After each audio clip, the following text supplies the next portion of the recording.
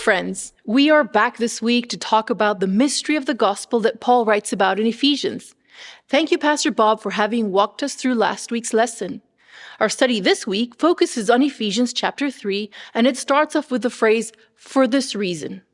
Wait, what? For what reason? Did I miss something? Have you ever been in a conversation where the other person starts talking about something that seems completely disconnected from what you are talking about? Well, it's happened to me many times, and it seems confusing.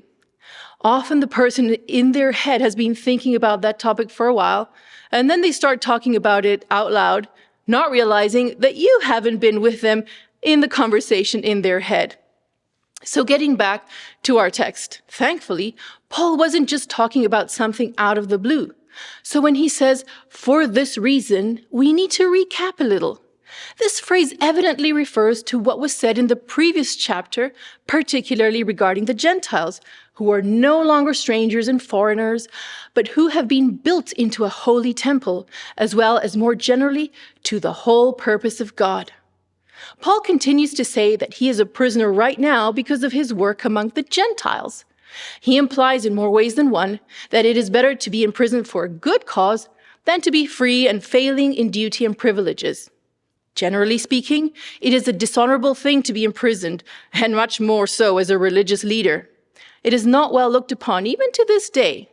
It often discredits their cause, but Paul wanted to make sure that his readers didn't lose their faith because of his imprisonment. There are religious leaders who have, unfortunately, committed atrocious crimes ranging from murder to tax evasion, and they should be imprisoned and held accountable. But Paul's imprisonment is different because he was imprisoned for preaching the gospel and causing such a social, financial, and religious revolution wherever he went. Because when we preach Jesus, it can change the world. I'd like to take you to Germany, 1906, to a comfortable middle-class family. Dietrich Bonhoeffer is born that year, and as he grew up, he was expected to follow his father into medicine or pursue a career in music.